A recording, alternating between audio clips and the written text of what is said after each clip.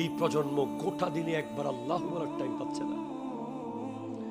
এই প্রজন্ম গোটা দিনে মিলে 24 ঘন্টায় একবার আল্লাহুম্মা সাল্লি আলা সাইয়্যিদিনা মাওলানা মুহাম্মাদিন ওয়া আলা আলি সাইয়্যিদিনা মাওলানা মুহাম্মাদিন ওয়া বারিক ওয়া সাল্লিম বলার টাইম পাচ্ছে না। সেইভাবে খেয়ে ফেলেছে ক্যান্সারের মতো। এই প্রজন্মের ব্রেইনকে সেভাবে শেষ করে দেওয়া হয়েছে। তারা গোটা দিন ব্যস্ত। আপনি সারা দিন ফ্রি ফায়ার খেলতে পারলেন, আপনি গোটা দিন জুয়া খেলা খেলতে পারলেন, আপনি ক্রিকেটার আর ফুটবলার নিয়ে ব্যস্ত ছিলেন। আপনি ওই কথা সেই কথা এই কথা ওই কথা, নেতার কথা রাজনীতির কথা বিদেশের কথা দেশের কথা বলে বলে দিন কাটিয়েছেন। গোটা দিনে একবার ইস্তেগফার আপনি পড়তে পারেন নাই। অথচ আস্তাগফিরুল্লাহ রাব্বি মিন কুল্লি যামবি ওয়া আতুবু ইলাইহি, এটা হলো কানজুম মিন কুনুজিল জান্নাহ, জান্নাতের খজিনার মধ্যে একটা খজিনা, যেটা অন্তত ডেলি একবার পড়লে আল্লাহ আপনাকে ক্ষমা করে দেবে। ঠিক কিনা কথা জোরে বলেন। তওবা তো আমরা প্রায় সময় করি, পদুয়া বাজারেও অনেকেই করে তোবা তোবা তোবা তোবা তোবা। জোরে এখন ঠিক কিনা জোরে বলেন। আমাদের মা বোনেরা ঘরে মিনিটে মিনিটে করে তোবা তোবা তোবা তোবা। এ তুবা এটা তওবা না। তওবা কি? তওবা কোনটা? হযরত ওমর ফারুক আযম রাদিয়াল্লাহু তাআলা আনহুকে জিজ্ঞেস করা হয়েছে তওবাতুন নসুহা কি? উনি বলেছেন যে গরুর দুধের বাট থেকে দুধ দহন করার পরে সেই দুধ যেভাবে আর কোনোদিন বাট দিয়ে ঢুকানো যাবে না, সেইভাবে গুনাহ থেকে ফেরত আসা হলো তওবা। এই মসজিদে আপনি সবে কদর রাতে, সবে বরাতের রাতে, রমজানের রাতে আপনি তওবা করে কাঁদতে কাঁদতে টাইলস গোটা ভিজাই ফেলাইছেন, কিন্তু পরের দিন আবার লাখে 10,000 লাখে 10,000 লাখে 10,000। কথা জোরে বলেন, ঠিক কিনা জোরে বলেন। আপনি মস্কারি করেছেন, মস্কারি, তওবা করেন নাই। কেউ যদি তওবা করে কি গুনাহ আবার করে, সে আল্লাহর সাথে মজাক করছে। এত বড় স্পর্ধাকার যে আল্লাহর সাথে মজাক করবে।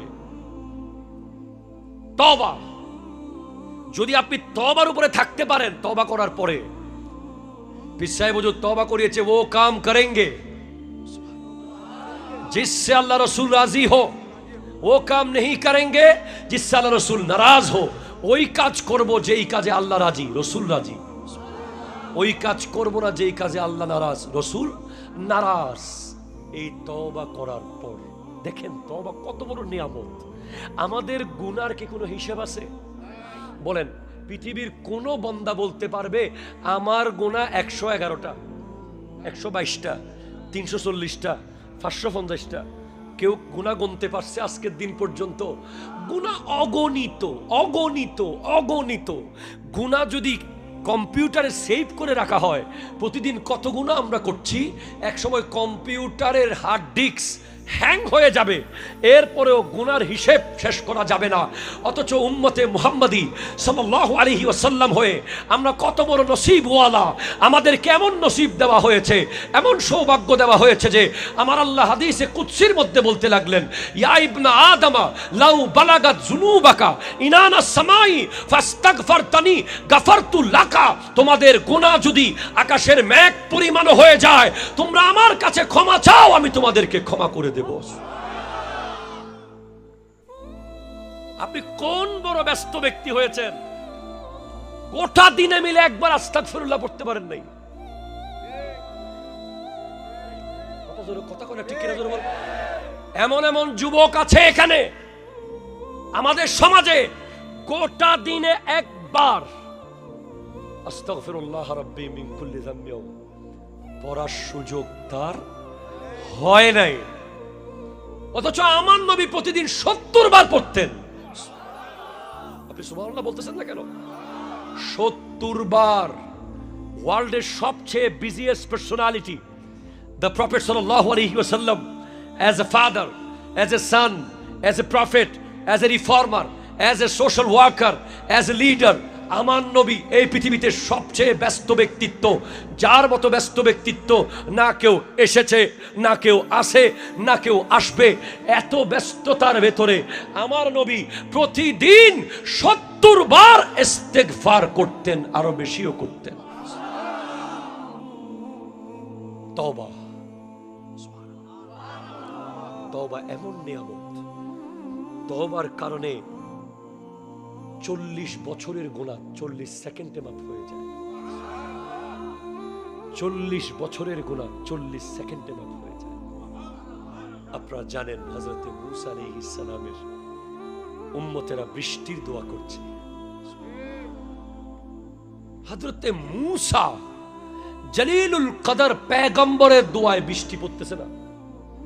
মূসা, তোমার উম্মতের ভিতরে একজন গুনাহগার আছে, তার কারণে বৃষ্টি আটকে আছে। সে কত বড় গুনাহগার হলে নবী আল্লাহকে বলতেছেন, আল্লাহ তার দোয়া সাথে সাথে আটকে রেখেছেন। এটা একটা শিক্ষা ছিল তওবার গুরুত্ব বোঝানোর জন্য। পরে মূসা আলাইহিস সালাম এসে বললেন যে তোমাদের মধ্যে কে আছো গুনাহগার, বের হয়ে যাও। তখন ওই ব্যক্তি বলছে, আল্লাহ আমি 40 বছর তোমার নাফরমানি করেছি, কিন্তু আজকে তুমি আমাকে অপমান করিও না। আমি যদি এখান থেকে বের হয়ে যাই তাহলে সবাই চিনে ফেলবে আমাকে, আমি আর কোনোদিন এই মুখ দেখাতে পারবো না। আল্লাহ কত ভালোবাসে তার বান্দাকে। সেই ব্যক্তির মাত্র 40 সেকেন্ডের তওবা, সাথে সাথে আসমান থেকে বৃষ্টি পড়া শুরু হয়ে গেছে। আমি আপনাকে তওবা নিয়ে যদি কথা বলি, এমন কথা আছে। সিদ্দিক আকবর রাদিয়াল্লাহু তাআলা এক বক্তব্য আছে। সিদ্দিক আকবর রাদিয়াল্লাহু তাআলা বলছেন, ইন্না ইবলিসা কায়িমুন আমামাক ওয়ান নাফসু আন ইয়ামিনিক ওয়াল হাওয়া আন ইয়াসারিক ওয়াদ দুনিয়া খালফাক ওয়াল ই'দাউ হাওলাক ওয়াল জাব্বারু ফাওকাক লা বিল মাকানাতি ওয়া বিল কুদরতি। ইবলিস তোমার সামনে দাঁড়িয়ে আছে যুবক, কায়েমুন আমামাক ওয়ান নাফসু আন ইয়ামিনিক, নফসে আম্মারা তোমার ডানে দাঁড়িয়ে আছে, ওয়াল হাওয়া আন ইয়াসারিক, কামনা বাসনা লালসা তোমার বামে দাঁড়িয়ে আছে, ওয়াদ দুনিয়া খালফাক, দুনিয়া তোমার পেছনে দাঁড়িয়ে আছে, ওয়াল ই'দাউ হাওলাক, অঙ্গ প্রত্যঙ্গ তোমার চারপাশে আছে, ওয়াল জাব্বারু ফাওকাক লা বিল মাকানাতি ওয়া বিল কুদরতি, আল্লাহ তোমার উপরে আছে, জাগার দৃষ্টিতে না, কুদরতের দৃষ্টিতে। এখন প্রতিদিন 6টা দাওয়াত আসতেছে। কয়টা দাওয়াত? আরো জোরে কয়টা? there is 6 invitation daily come to you, প্রতিদিন আসতেছে। 6 দাওয়াতের সাথে যুদ্ধ করে আপনি দাওয়াত গ্রহণ করবেন কয়টা? আরো জোরে কোন কয়টা? কয়টা? বাকি 5টা দাওয়াত আপনি গ্রহণ করতে পারবেন না। দাওয়াত কুমন্ত্রণার দিকে, ঠিক কিনা কথা বলেন? ওয়াদ দুনিয়া ইয়াদউকা ইলা ইখতিয়ারিহা আলাল আখিরা, দুনিয়া বলছে আমি বড় মজা, আমাকে নে, ঠিক কিনা জোরে বলেন না? দুনিয়া কি বলছে? আমি বড় মজা, আখিরাত বাদ দে, আমাকে নে, আমাকে নে। ওয়াল ই'দা, শরীরের অঙ্গ প্রত্যঙ্গ, ইয়াদউকা ইলা যুনুব, অঙ্গ প্রত্যঙ্গ তোমাকে গুনার দিকে ডাকছে, কিন্তু ওয়াল জাব্বারু ইয়াদউকা ইলাল জান্নাতি ওয়াল মাগফিরা, আর আল্লাহ ডাকছে জান্নাতের দিকে আর ক্ষমার দিকে। আল্লাহ ডাকছে জান্নাতের দিকে, আর ওই পীর উনি হক্কানি ওলি উনি, যিনি আপনাকে শয়তানের দাওয়াত কবুল করতে দেয় না, ঠিক কিনা কথা জোরে বলে? যিনি আপনাকে নফসের দাওয়াত কবুল করতে দেয় না, যিনি আপনাকে হাওয়ার দাওয়াত কবুল করতে দেয় না, যিনি আপনাকে দুনিয়ার দাওয়াত কবুল করতে দেয় না, যিনি আপনাকে এদা অঙ্গ প্রত্যঙ্গের দাওয়াত কবুল করতে দেয় না, যিনি আপনাকে ধরে, আপনি ছিলেন 100 খুনের আসামি, আপনাকে ধরে আল্লাহর দাওয়াত কবুল করিয়ে দেয়, ওলি বানিয়ে দেয়, উনি ওলি। আর আপনি যখন ওলি আল্লাহর হক্কানি ওলির সন্ধানে যান নাই, অভিভাবকহীন হয়ে আছেন, তখন শয়তান কোনোভাবে যদি আপনাকে দাওয়াতে অংশগ্রহণ করাতে পারে,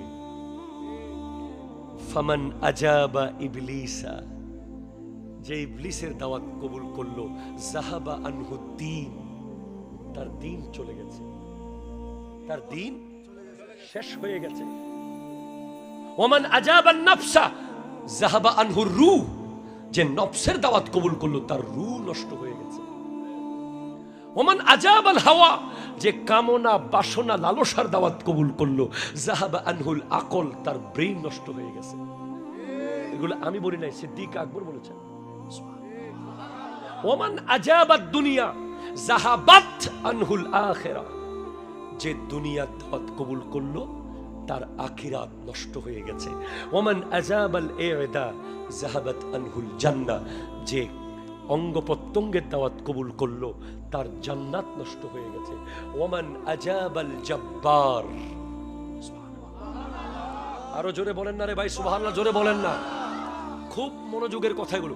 ওয়ামান আজাবাল জব্বার, যে জব্বারের দাওয়াত কবুল করলো, যে আল্লাহর দাওয়াত কবুল করলো, যাহাবাত আনহু সাইয়্যাত ওয়া নালা জামিআল খায়রাত, তার সমস্ত গুনাহ শেষ হয়ে গেছে, সে সমস্ত ভালাই তার হয়ে গেছে।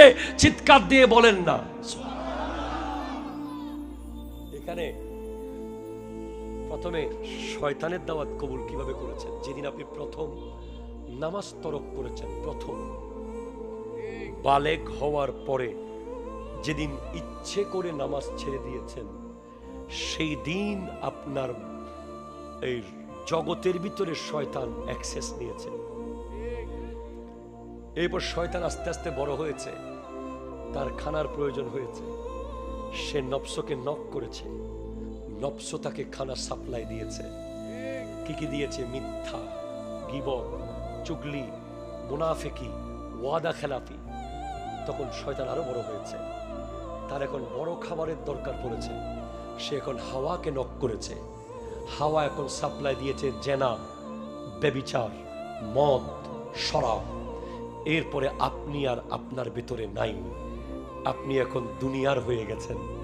দুনিয়া বলছে বহুদিন তোকে ধরতে পারি নাই, তুই ওই নুরুস-সাফা নঈমীর দরবারে যেতি রহমতুল্লাহি আলাইহি, তুই রাহাতুল্লাহ নকশবন্দির দামান ধরেছিস, তুই খাজা গরিব নওয়াজের দামান ধরেছিস, তুই শাহীনশাহ সিরিকুটের দামান ধরেছিস, তুই গৌসুল আজম মাঝভান্ডারের দামান ধরেছিস। তোকে আমি দুনিয়া কখনো খাওয়াইতে পারি নাই, আয় আজকে তুই দুনিয়াকে নে, দুনিয়াকে নে, দুনিয়াকে নে। সে তখন দুনিয়াদার হয়ে গেছে। যত বেশি সে ওলি আল্লাহ থেকে দূরে এসেছে, তত বেশি সে দুনিয়াবাজ হয়েছে। ঠিক কিনা কথা জোরে বলেন? যত বেশি সে ওলি আল্লাহর দামান থেকে দূরে এসেছে, তত বেশি সুদ তার কাছে এসেছে, ঘুষ তার কাছে এসেছে, জুলুম তার কাছে এসেছে, ব্যভিচার তার কাছে এসেছে। সে অন্যায়কে আর অন্যায় মনে করছে না। এমন সময় সে জাহান্নামের গেটে দাঁড়িয়ে আছে। ঠিক সেই সময়ও আল্লাহ বলছেন, আয় বান্দা আয়, আমার দরজা খোলা আছে। দুনিয়া তোকে সুদী বলছে, আমার মসজিদে আয়, তওবা কর। দুনিয়া তোকে ঘুষখোর বলছে, মসজিদের দরজা খোলা, তওবা কর। এই ব্যাপারটা বুঝতে হবে। তওবা এটা বিশাল বড় নিয়ামত এই উম্মতে মুহাম্মদী সাল্লাল্লাহু আলাইহি ওয়াসাল্লামের জন্য। আপনি খালেস নিয়তে তওবা করলে গোটা জিন্দেগির গুনাহ মাফ হয়ে যাচ্ছে। শুধু কারো হক, কারো জায়গা, কারো টাকা, কারো গীবত, বলেন কারো জায়গা, কারো টাকা, কারো গীবত, এরপরে কারো মন ভেঙেছেন, এগুলো তওবায় মাফ হবে না। ওই ব্যক্তির কাছে গিয়ে মাফ চাইতে হবে। আল্লাহ বুঝার তৌফিক দান করুক, আমিন জোরে বলেন। তাহলে তওবার স্টেজ, তওবার যে প্ল্যাটফর্ম, ওটা অনেক কঠিন, ওটাতে থাকতে পারা অনেক কঠিন। আপনাকে এদিকে বন্ধু ডাকবে, ওইদিকে বান্ধবী ডাকবে, এইদিকে কলিগ ডাকবে, ওইদিকে বস ডাকবে।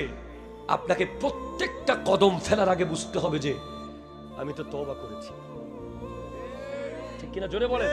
আপনাকে বলতে হবে না আমি এখানে যেতে পারবো না, আমি তওবার উপরে আছি। আমি ওটা খেতে পারবো না, আমি তওবার উপরে আছি। আমি ওদিকে তাকাতে পারবো না, আমি তওবার উপরে আছি। আমি অমুককে গালি দিতে পারবো না, আমি তওবার উপরে আছি। আমি প্রতিশোধ নিতে পারবো না, আমি তওবার উপরে আছি। এভাবে আপনি ফেরত আসতেছেন বারবার। সব ধরনের শরীয়ত বিরোধী কাজ থেকে তওবার উপরে অটল থাকার জন্য আল ইস্তিকামাতু ফাওকাল কারামত, অটল থাকা। ইন্নাল্লাযীনা ক্বালু রাব্বুনাল্লাহু সুম্মা ইসতাকামু, ইস্তেকামত, সুবহানাল্লাহ জোরে বলেন, অটল অবিচল পাথরের মতো। কেউ আপনাকে নাড়তে পারছে না, সমস্ত বন্ধু আপনাকে ছেড়ে দিয়েছে, আপনি তওবা থেকে সরেন নাই। সমস্ত কলিগ আপনাকে ছেড়ে দিয়েছে, আপনি তওবা থেকে সরেন নাই। সমস্ত গ্রামবাসী আপনার বিরুদ্ধে চলে গেছে, আপনি তওবা থেকে সরেন নাই। তখন নতুন একটা স্টেজ ওপেন হবে সামনে। আস্তে আস্তে দেখবেন আপনার সামনে আরেকটা দরজা খুলতেছে, যেটা আপনি বুঝতে পারবেন এটা হলো সেকেন্ড স্টেজ। আপনি যাচ্ছেন উপরের দিকে, সেকেন্ড সিঁড়িতে আপনি উঠেছেন, সদ দিয়ে সাফা। জোরে বলে না সুবহানাল্লাহ, জোরে বলে না।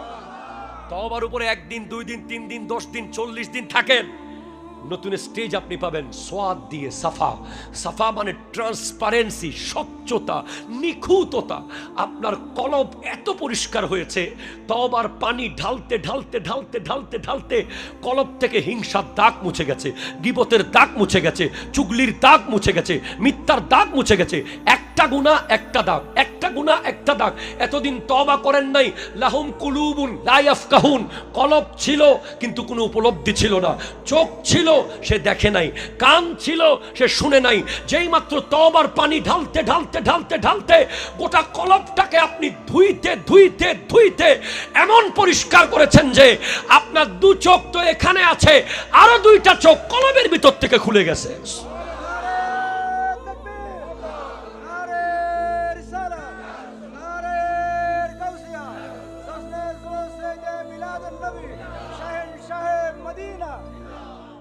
সাফা, আল্লাহু আকবার, আল্লাহু আকবার।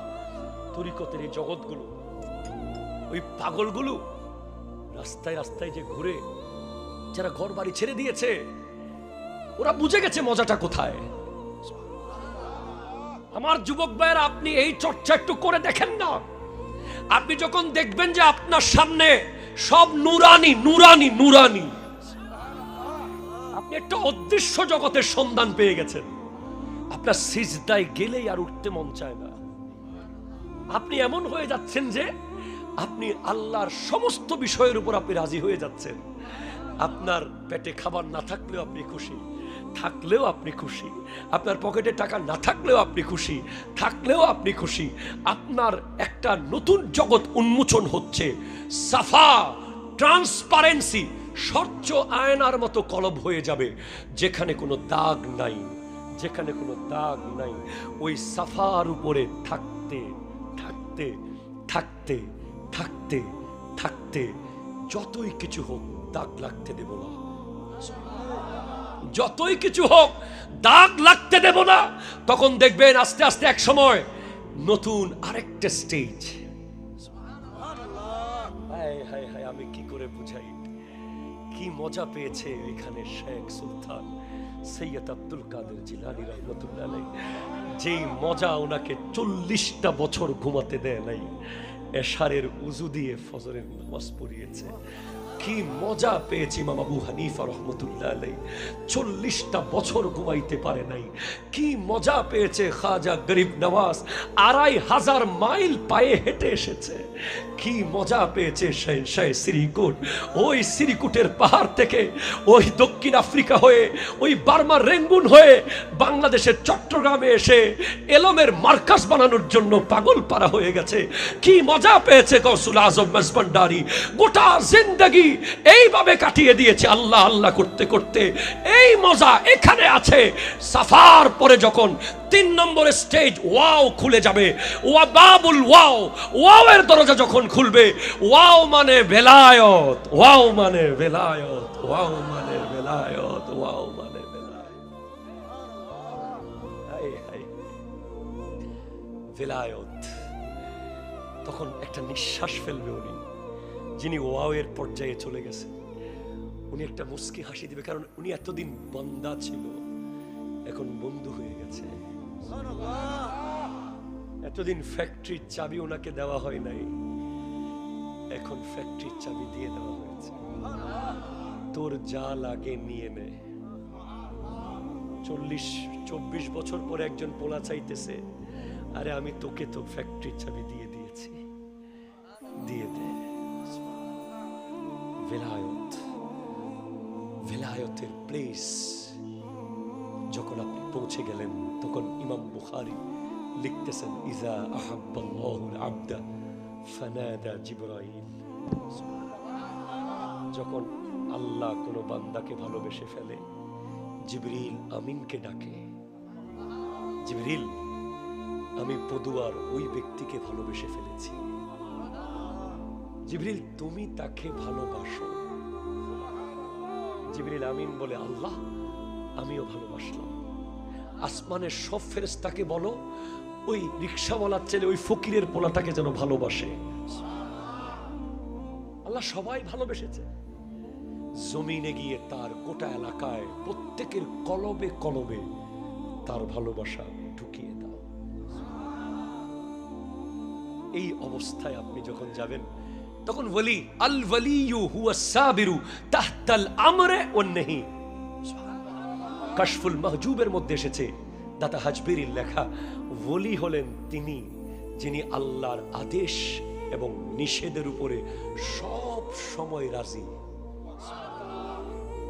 হযরতে মুফাসসির যুগশ্রেষ্ঠ তাফসীরের কিতাব লিখেছেন, যিনি তাফসীরে রুহুল মানির লেখক। একটু জোরে বলেন না সুবহানাল্লাহ, একটু চিৎকার দিয়ে বলেন না সুবহানাল্লাহ। আল ওয়ালিয়ু বলেন, আল ওয়ালিয়ু, সবাই বলেন আল ওয়ালিয়ু হুয়া সাবিরু তাহতাল আমরে ওয়ান নাহি। ওলি তিনি যিনি আল্লাহর আদেশ এবং নিষেধের উপরে সব সময় সন্তুষ্ট থাকে।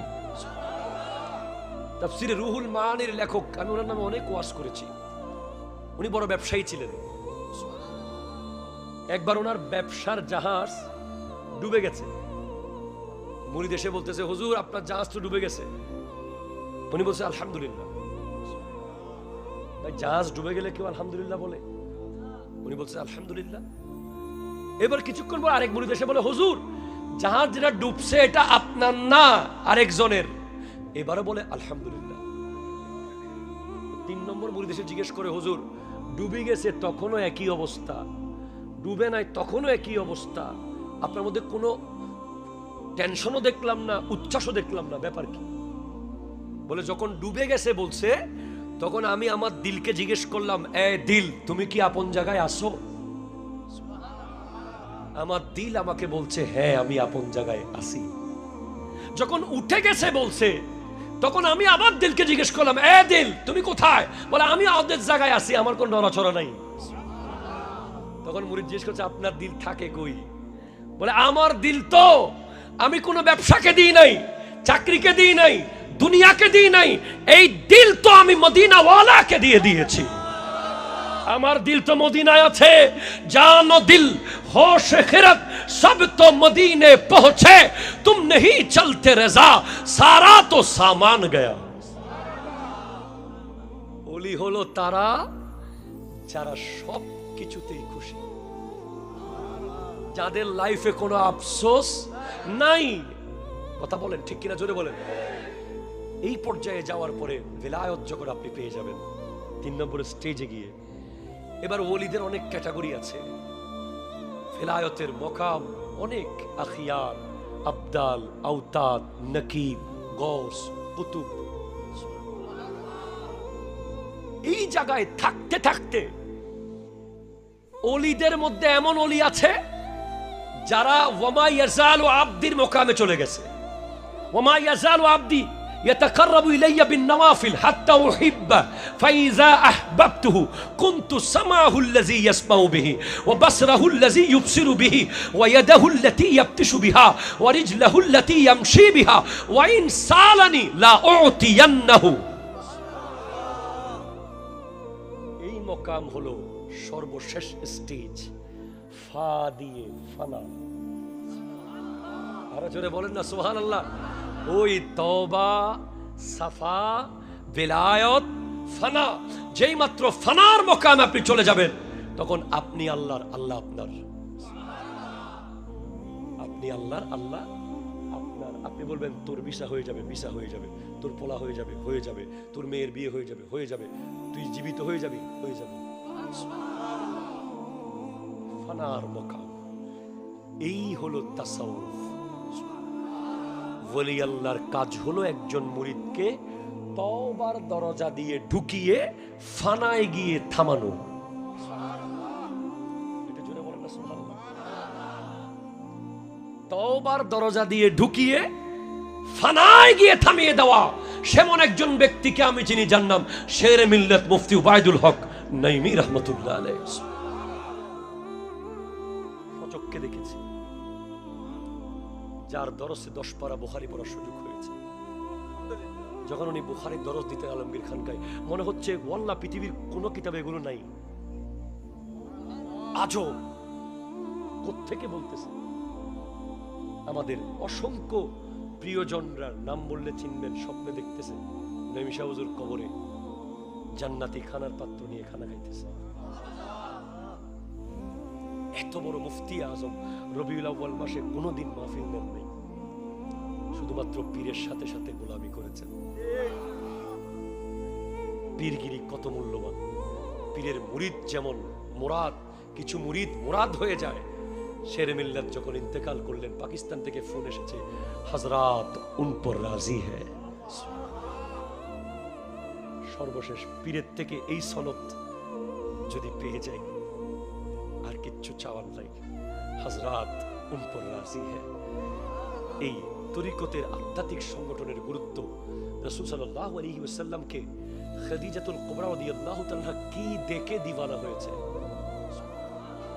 যখন হযরতে খাদিজাতুল কুবরা রাদিয়াল্লাহু তাআলা আনহার কাছে এসে আমার নবী বলছেন, খাদিজা আমি কি কি জানি দেখছি, যখন ওহী আসতেছে তখন হযরতে খাদিজাতুল কুবরা রাদিয়াল্লাহু তাআলা আনহা বলছেন, ওয়াল্লাহি লা ইয়াহজিকাল্লাহু আবাদা ইন্নাকা লাতাসিলুর রাহমা ওয়া তাহমিলুল কাল্লা ওয়া তাকসিবুল মাদুমা ওয়া তাঈনু আলা নওয়াইবিল হক। আপনাকে আল্লাহ কখনো চিন্তিত করবে না। আপনি তো ওই জাত যিনি আত্মীয়তার খবর নেন, যিনি দুর্বলের পাশে দাঁড়িয়ে যান, যিনি অসহায়কে সহায় হয়ে যান, যিনি যুদ্ধ বিধ্বস্ত মহামারীতে আক্রান্ত আরবকে হিলফুল ফুজুল বানিয়ে আবার আগের জায়গায় ফেরত নিয়েছেন। এজন্য মনে রাখতে হবে রাসূলে পাকের সংগঠন, আমাদের সংগঠনগুলোকে আমরা বেশি দিন টিকাইতে পারি না। ঠিক না জোরে বলেন তো? অনেক সংগঠন হয়, হুসাইনি কাফেলা, হাসানি কাফেলা, রহমানি কাফেলা, জব্বারি কাফেলা, টিকে না কেন? সংগঠনের নিয়ত হতে হবে যে আমি এই সংগঠন করতেছি হিলফুল ফুজুলের আদলে। সংগঠনের সভাপতি যিনি হবে, ওনার উদ্দেশ্য থাকবে যে আমি সভাপতি মানে আমি বড় খাদেম। কথা জোরে বলে না, ঠিক কিনা? আমি সভাপতি, আমি সভাপতি, আমি সভাপতি, আমি সেক্রেটারি, আমি সেক্রেটারি, আমি সেক্রেটারি, আমার নাম কেন উপরে নাই? এগুলো করলে সংগঠন এক সপ্তাহ টিকবে না। আমাদের গাউসিয়া কমিটি বাংলাদেশ এখানে আছে কিনা আমি জানি না। এই গাউসিয়া কমিটি বাংলাদেশ ইমাম মাহাদি পর্যন্ত থাকবে, কারণ এখানে যিনি সভাপতি উনি সবচেয়ে বড় খাদেম। এখানে আসল সভাপতি হলো গাউসুল আজম আব্দুল কাদের জিলানী রাহমাতুল্লাহ আলাইহি। ঠিক কিনা কথা বলেন? এখানে কেউ সাহস করে বলতে পারে না যে, কারণ তৈয়ব শাহ হুজুর কিবলার প্রথম সবক হলো মে ছোড় দো। কথা বলে না, ঠিক কিনা? মে ছোড় দো, আমি ছেড়ে দাও। সংগঠন ধ্বংস হয় আমিত্বের কারণে। ঠিক কিনা কথা বলেন? সংগঠন শেষ হয়ে যায় আমিত্বের কারণে। আমাকে কেন, আমি কেন হলাম না, আমাকে কেন দিল না, এই ধরনের সংগঠনের শিক্ষা আমার নবী দেন নাই। আমার নবী হিলফুল ফুজুল করেছেন। আমার নবীর সাথে যারা সেখানে ছিল সবাইকে আমার নবী সম্মান দিতেন। আর হিলফুল ফুজুলের উদ্দেশ্য ছিল যে জনগণের কল্যাণ, নিজের কল্যাণ না। ঠিক কিনা কথা জোরে বলে? সংগঠন যখন নিজের কল্যাণে ব্যবহার হবে তখন এটা সুন্নাহ সম্মত সংগঠন আর হবে না। সংগঠন করতে হবে কার কল্যাণে? জনগণের কল্যাণে। ঠিক কিনা কথা জোরে বলেন? বাস সুন্নাহ সম্মত সংগঠন করবেন। আপনারা ওলি আল্লাহর দরবারে যাবেন, হক্কানি ওলি আল্লাহ চিনবেন, ওলি আল্লাহর দামান ধরে রাখবেন। আল্লাহ তাআলা আমাদেরকে কবুল করুক। আমার ভাইয়ের একটা কাগজে একটা নাত রিকোয়েস্ট করেছে। নাত যখন রিকোয়েস্ট করা হয়, নাত না পড়লে আমি বেওয়াফা হয়ে যাব। জৈনুল আবেদিন কাদেরীকে এই চেয়ারে বসিয়েছে নাত রসুল।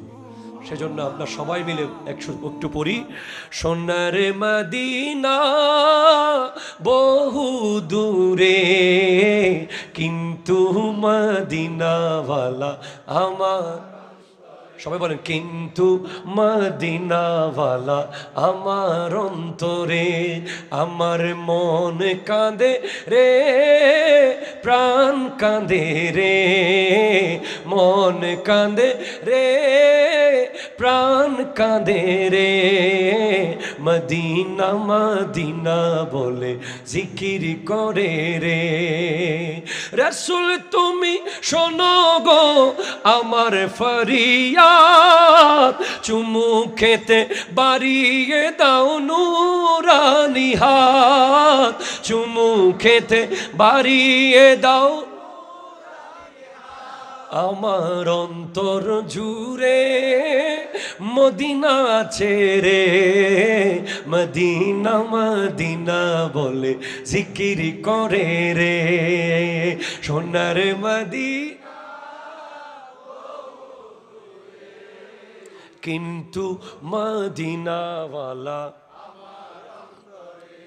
কিন্তু মদিনাওয়ালা যে গিয়েছে একবার সোনার মদিনা, তার মনে আর কোনো দুঃখ রইল না। যে গিয়েছে একবার সোনার মদিনা, তার মনে আর কোনো দুঃখ রইল না, তারি অন্তর জুড়ে মদিনা আছে রে, মদিনা মদিনা বলে জিকির করে রে। চিৎকার দিয়ে বলেন সুবহানাল্লাহ।